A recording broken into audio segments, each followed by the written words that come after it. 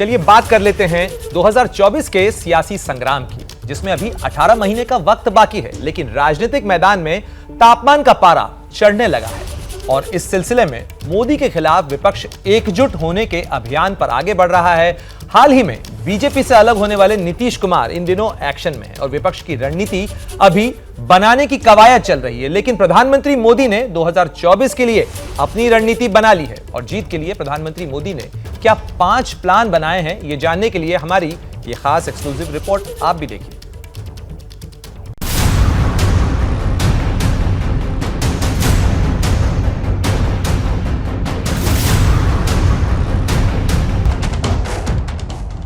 2024 की चुनावी बारात तो विपक्ष भी निकालना चाहता है, लेकिन बात अभी दूल्हे राजा पर अटकी है।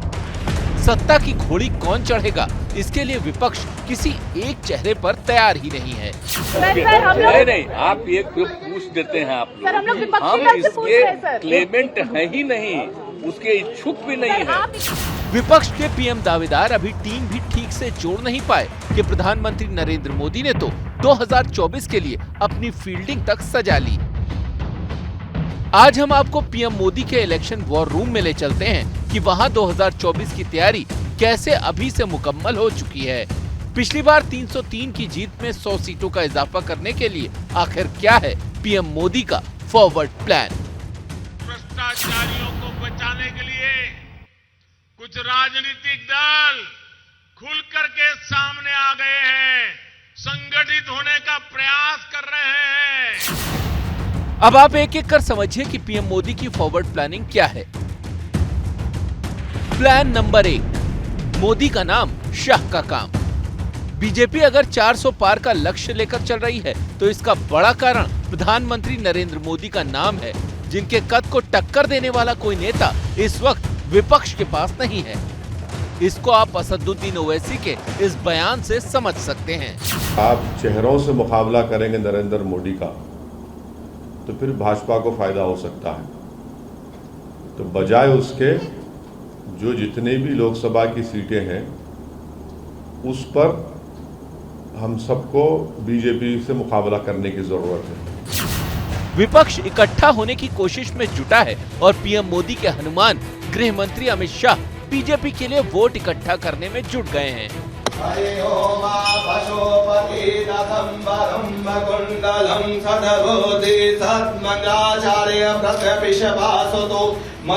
गृह मंत्री शाह ने जैसलमेर में मातेश्वरी तनोट राय मंदिर में जाकर पूजा अर्चना की। उस मंदिर को भव्य बनाने का शिलान्यास भी किया।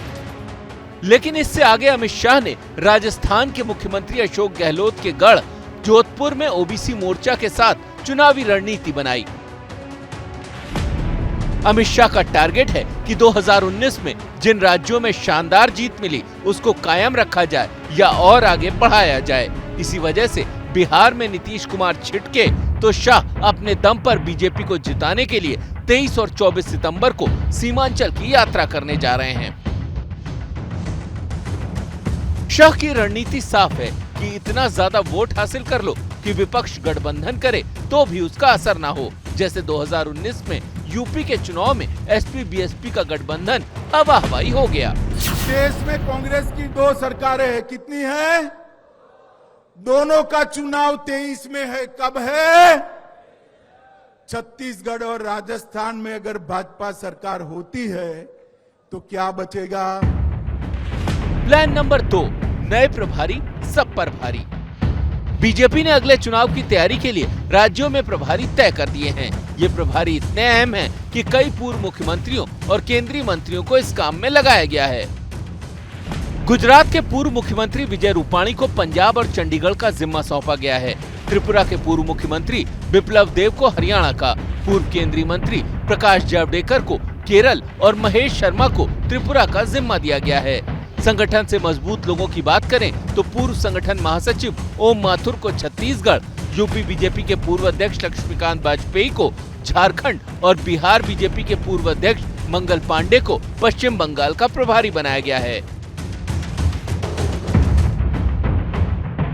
बीजेपी जानती है कि जीत का जज्बा सबसे जरूरी है, इसीलिए उसकी नजरें 2024 पर जरूर हैं, लेकिन विधानसभा चुनावों को भी वो नजरअंदाज नहीं कर सकती। इसीलिए जिस छत्तीसगढ़ में पिछली बार चुनाव हार गई थी, वहां विधानसभा जीतने की भी तैयारी कर रही है। आखिर जो रायपुर जीतेगा उसके लिए दिल्ली आसान हो सकती है। प्लान नंबर 3, आरएसएस से बेहतर तालमेल।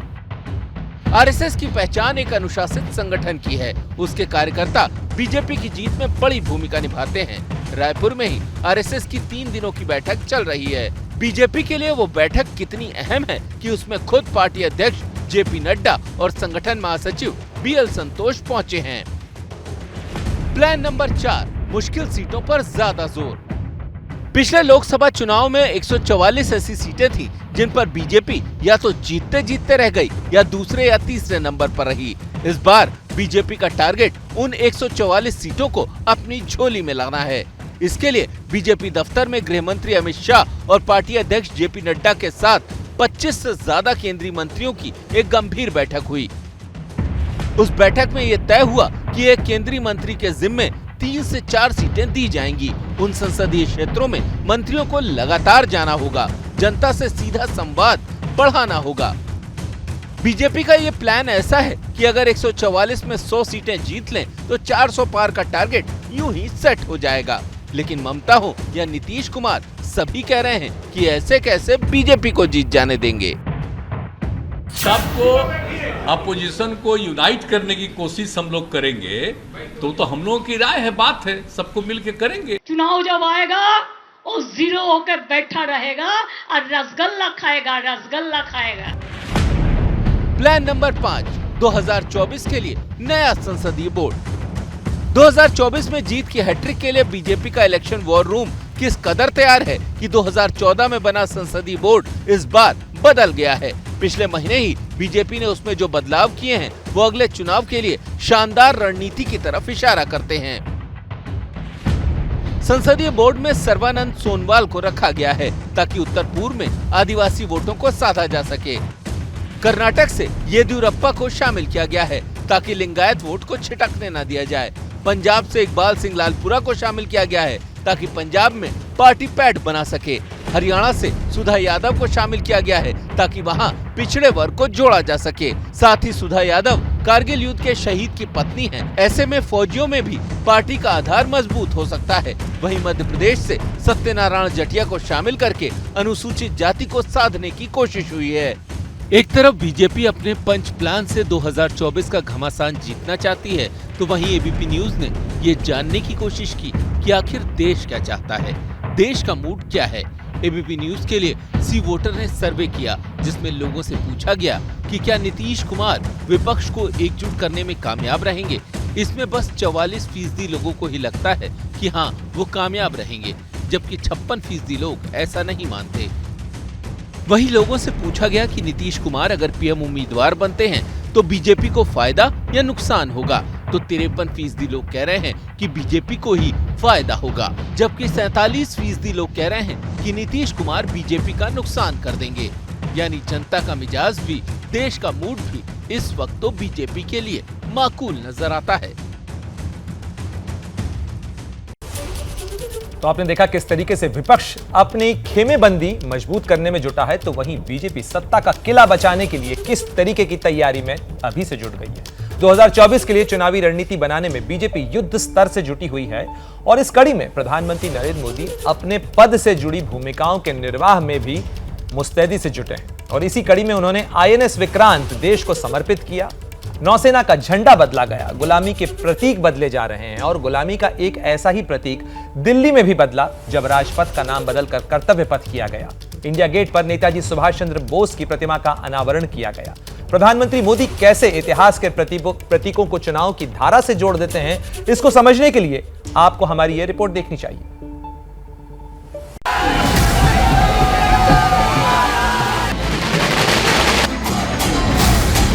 इस बार भी ये ज्ञानी जरूर कहने की हिम्मत करेंगे कि 2022 के नतीजों ने 2024 के नतीजे तय कर दिए।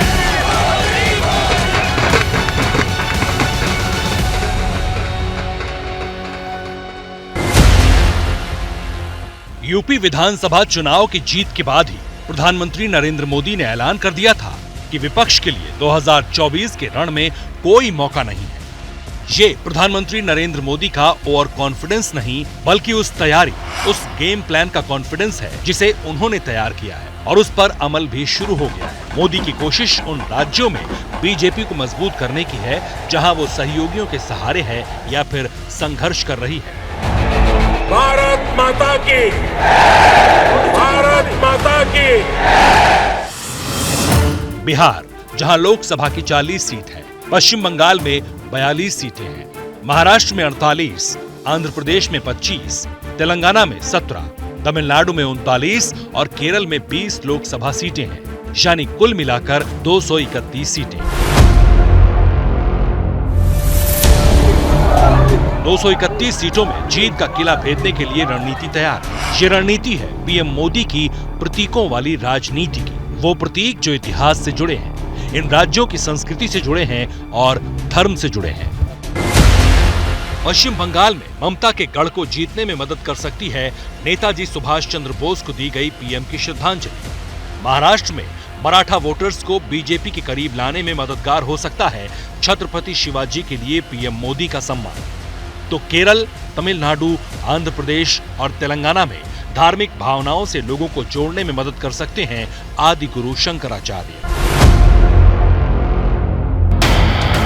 2019 का लोकसभा चुनाव हो या 2021 का विधानसभा चुनाव, पीएम मोदी का जादू ऐसा चला कि जिस राज्य में बीजेपी का कोई नाम लेवा नहीं था, वहां बीजेपी विधानसभा में प्रमुख विपक्षी पार्टी बन गई। पश्चिम बंगाल में 2014 लोकसभा चुनाव में बीजेपी ने सिर्फ 2 सीटें जीती थी, जबकि 2019 में ये बढ़कर 18 तक पहुंच गई। इसी तरह 2016 के विधानसभा चुनाव में बीजेपी के खाते में 3 सीटें थीं, जो 2021 में बढ़कर 77 हो गई।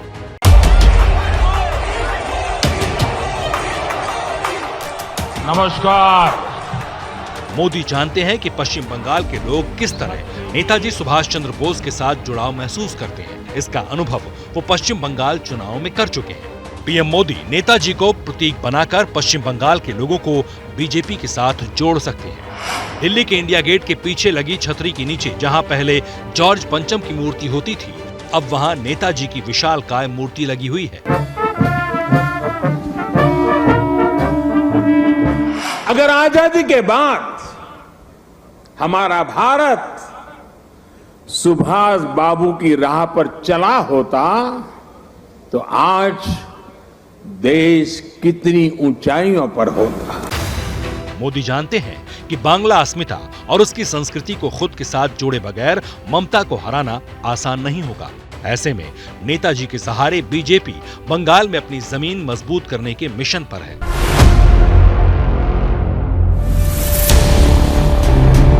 जिस महाराष्ट्र में कभी बीजेपी शिवसेना को आगे रखकर सियासत करती थी, आज उसी महाराष्ट्र में बीजेपी फ्रंट सीट पर है और शिवसेना 2 टुकड़े। महाराष्ट्र में लोकसभा की कुल 48 सीटें आती हैं। 2019 में बीजेपी के खाते में 23 सीटें आईं, जबकि शिवसेना ने 18 सीटें जीती थी। ये तब हुआ था जब महाराष्ट्र में दोनों पार्टियों का गठबंधन था। महाराष्ट्र में मराठा वोटों की अहमियत बहुत है। महाराष्ट्र में मराठा आबादी 33% है। महाराष्ट्र में 19 मुख्यमंत्रियों में से 10 मराठा थे। विधानसभा में 40% विधायक मराठा हैं। और अब आपको बताते हैं कि 2019 के लोकसभा चुनाव में मराठाओं का वोटिंग पैटर्न क्या था। 39% मराठा लोगों ने शिवसेना को वोट दिया। 28% मराठाओं ने एनसीपी को चुना। बीजेपी को 20% और कांग्रेस को 9% मराठा वोटर्स ने पसंद किया।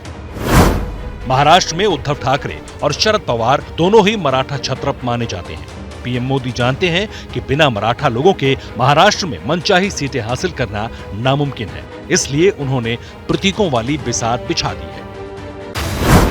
पहला दांव एकनाथ शिंदे को सीएम बनाकर चला और दूसरा छत्रपति शिवाजी के जरिए मराठा सम्मान का। नेवी के झंडे में शिवाजी की मुहर सीधा संदेश महाराष्ट्र की जनता के लिए था कि वो मोदी ही हैं जो छत्रपति शिवाजी और मराठा अस्मिता के सम्मान की लड़ाई लड़ रहे हैं। भारतीय नौसेना के ध्वज पर गुलामी की पहचान बनी हुई, लेकिन अब आज से छत्रपति शिवाजी महाराज से प्रेरित नौसेना का नया ध्वज समंदर और आसमान में लहराएगा।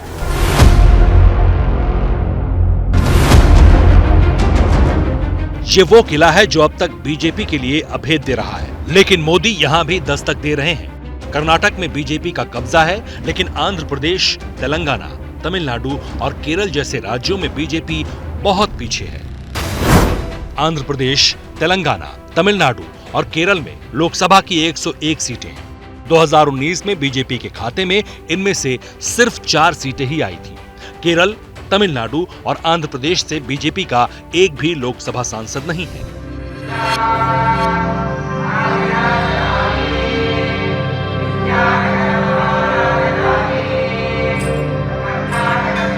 जगत गुरु शंकराचार्य की जन्मभूमि में प्रार्थना करते हुए पीएम मोदी की ये तस्वीर संकेत है उस राजनीति का जो आने वाले वक्त में दक्षिण भारत की राजनीति में दिखाई देने वाली है। केरल दौरे में पीएम शंकराचार्य जन्म स्थान पर गए थे। शंकराचार्य के जरिए पीएम मोदी इन राज्यों में हिंदुत्व वाली राजनीति की शुरुआत करने जा रहे हैं।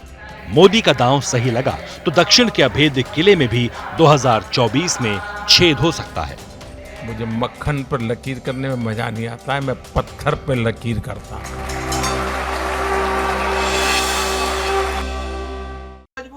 क्या मजबूरी है मेरी, बताइए। मैं अभी आपको बताती हूँ कि मैंने ओए होए होए होए नमकीन के चटकारे लेते हुए टकटकी मार के डिबेट शो को पॉज रिपीट कर करके देख रहे हैं जोगिंदर जी। इनकी तरह आप भी देखें अपनी फेवरेट डिबेट्स को रिपीट कर और डाउनलोड कीजिए एबीपी लाइव ऐप अपने स्मार्ट टीवी पर।